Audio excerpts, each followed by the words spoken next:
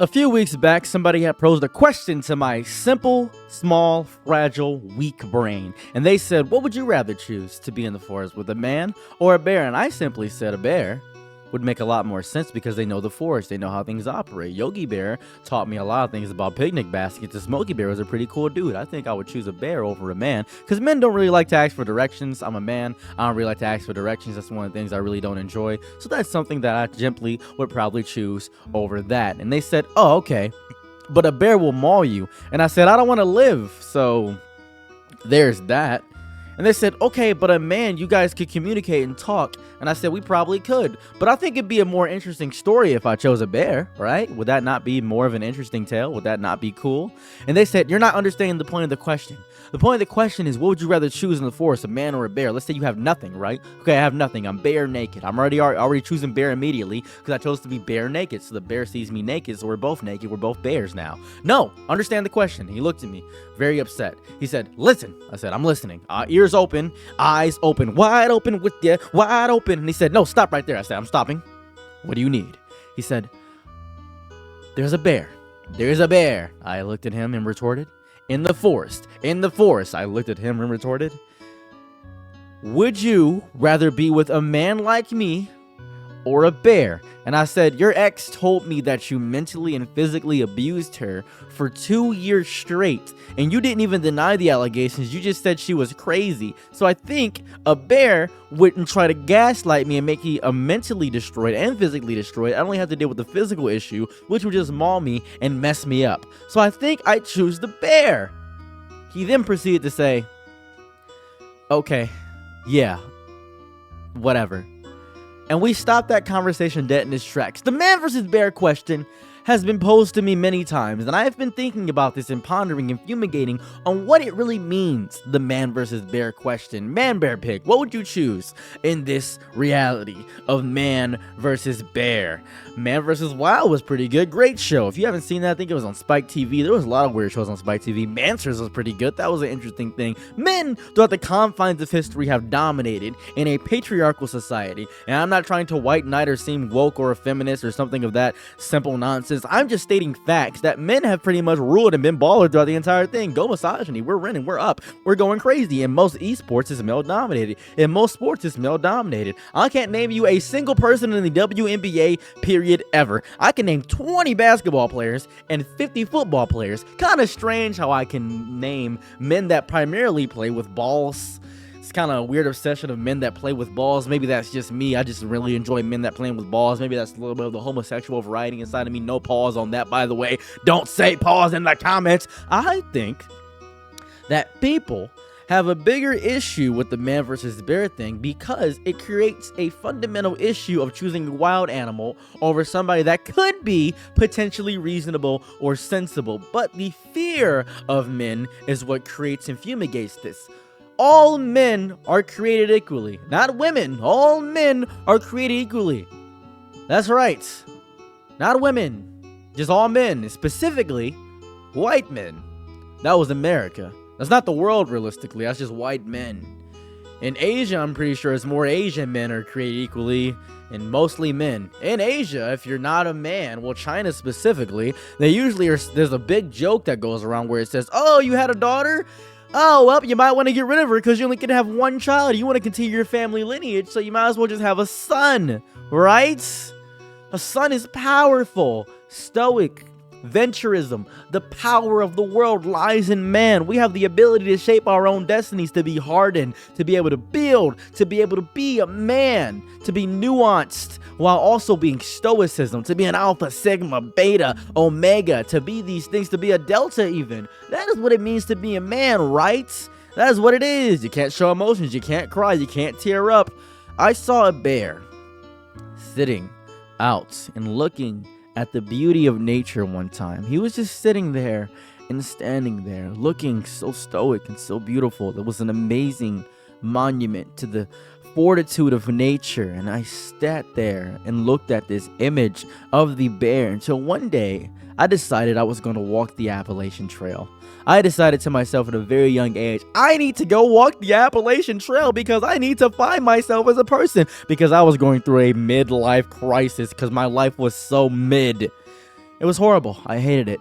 And I walked the Appalachian Trail. I met a variety of people. I began to think that I didn't need people, that I was introverted. But every time I saw someone come towards me, I craved that interaction so deeply, instantly becoming an extrovert, needing people to be around me, maybe an omnivert, if one might say, maybe a little Uzi-vert, one might say, because of the color of my skin. But I enjoyed it. I enjoyed every single minute of it. It was so fun.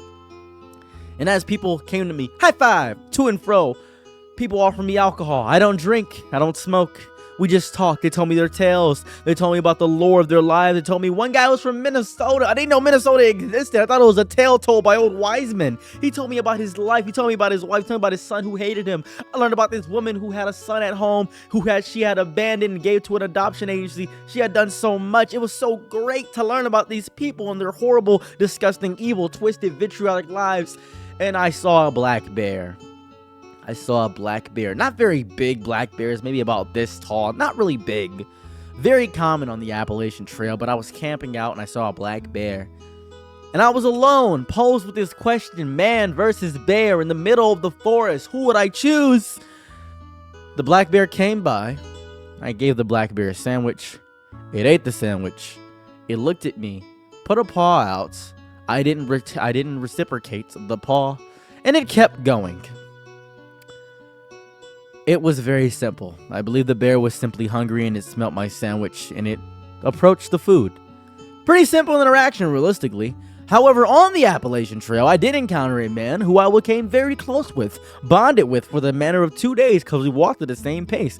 Very good to meet somebody that walks at the same pace as you. Very nice, cool guy. He was 6'2", and he told me amazing, wise tales about the world and the lore, about the journey and tenured years he traveled. He told me of horrifying things that he had done. He told me the evil of life. He told me about his boss who he hated, who he wishes he could take out of his life. He told me so much. He told me so much.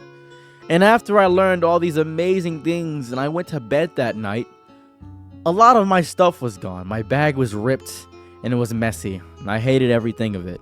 He left me a note saying, I needed your stuff. And he kept going. I didn't know the guy's real name. He just went by DJ. And I was devastated. The bear didn't do that. The bear took the sandwich and left. The man didn't.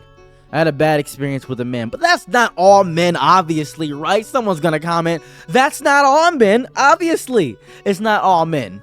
But I had an encounter with one man and one bear in the forest in the specific scenario that you proposed. And what happened? What happened to me? That's what happened to me. So when asking the question, man versus bear, and your initial response in retaliation is, not all men. No shit. Obviously, not all men are like that. There are some men that are wise, some men that are tenured. A homeless man taught me how to speak without using the words like or I have practiced many days and many moons and many nights to be the man I am today, to become nuanced, to have a mindset that is both masculine and feminine, a true singularity in the middle, an androgynous mindset much like Prince, to be able to be financially secure and stable, and able that if my life was uprooted at any moment, that I would still have the ability to be a person beyond that. That is what it means to me to be a man, to be able to muggle through and do things and not just rely on the aspects that make us toxic and evil and misogynistic. That is what it means to me to be a man. Obviously, not all men, because I'm one of the good ones, but actually, I'm not, because I'm not a good person at all. And still, despite the fact that there are some good men, maybe 30% of men are good, maybe even 49%, but if 51% of men are bad, that's still majority. Majority is whatever the bigger half is. That is what it is. So when you ask the question, man versus bear, which one would I choose? I would choose the one I've had the least amount of negative experiences with. Most women have had one bad experience with men, and someone's gonna comment, or someone's gonna tell me or message me, because most people do, well, I've had a bad experience with a woman. I'm so sorry that you had a bad experience with a woman, but this isn't about you right now. Have you ever considered that is not about you right now? This is about a collective experience, much like if I go up to another black person and say, "What up, cuz?" and they say, "What up, cuz?" and we dap each other up. That is a black shared experience. If I go to let's say for the sake of argument, a party and see another black person, we are going to immediately link up and have a shared kinship. Even if we come from two horribly different backgrounds, we both are black. We both have this kind of mental understanding inside of our brains of how we should operate as people. That is what it is like to be a woman. That is the shared kinship of women. They all have had a bad experience. They bond over that. Pain bonds people together so deeply. It's the mindset of Pain from Naruto. He thought pain would unite the world because if you experience the same kind of hardship, you both know you both don't want to go through that hardship ever again, so you try your best to do so. So there's going to be one guy commenting, "Oh, black on black violence, what about that?" Yeah, there's black on black violence. There is things like that. But I'm not here to be political or talk about the violence like that. I'm talking about a man versus a bear. That's what I'm talking about. A very unrealistic, crazy, psychotic situation. In reality, on a realistic note, I would still choose the bear. I'm not going to lie to you. I would choose the bear 100% of the time. Because I don't want to exist, really. I don't like being here. I don't like being in this meat vehicle piloted by my disgusting, evil, anxiety-ridden, horrible, depressive thoughts. My schizophrenic mind that gets paranoid when I go outside and people are looking at me and I don't know how to feel like a person most of the time. I would choose the bear. I would choose the bear because guess what? The bear is just gonna take me out. The one thing I'm too scared to do by myself because I'm so scared of commitment. Oh my goodness, I can't even commit to ending it all. So yeah, I'm gonna choose the bear. Man, I don't know what their motivations are. I don't know what they're gonna do. I don't know anything about them. The bear, at a very fundamental level, well, at least I know what I'm getting. I know what I'm getting. Is the difference between pain and suffering. If, let's say for the sake of argument, a demon offered you $1 million and he just punched you in the stomach one time, you probably take that offer. Just one punch in the stomach? Yeah, one punch in the stomach. Okay, boom, one punch in the stomach, $1 million, you're good. However, if that very same demon offered you $1 billion, but for the next indiscriminate amount of time, I'm not going to tell you, I get to hit you wherever. What? Yeah, I just get to hit you wherever. No, that I'm gonna think about that all the time.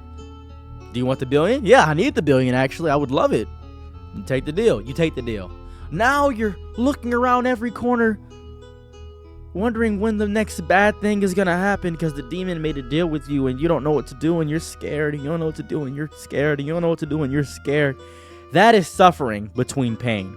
Pain is something you can prepare for. I'm gonna stub my toe. Suffering is, I broke every bone in my body. I don't know if I'll ever be able to walk again. It is not the severity and scale that increases it. It is the not knowing aspect of when things will be better. You know you're going to get through pain. You don't know if you're going to get through suffering. If a bear takes you out, you know that. That's just pain. That's over. It's gone. However, you don't know what mental trauma could be inflicted with a man. I was assaulted when I was younger by a man. It ruined a large part of how I viewed trust in people and how I operated. It ruined a large part of how I thought about how I could trust and react to people. It ruined who I was as a human. It made me feel bad because I was assaulted. And when I told people I was assaulted, they had proceeded to tell me, "Oh, why didn't you fight back?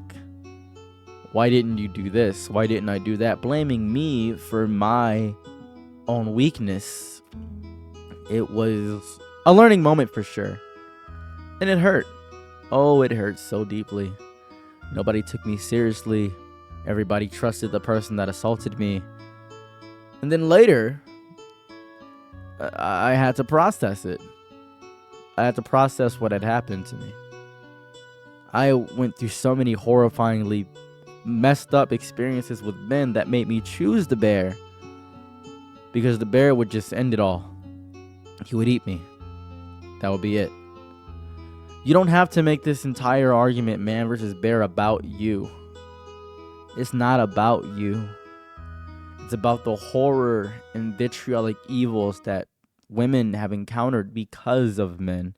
That is what's going on. It isn't dogging on you as a man, it's dogging on the entirety of all men because of the collective negative connotation of masculinity and toxic masculinity and misogyny that is so prevalent in society that people would rather choose a wild, vicious animal over a manipulative, gaslighting, toxic, abusive narcissist. And if you can't grasp that, if you don't understand that, then join a cult and drink some punch. Thank you. I'm gonna go eat some food now.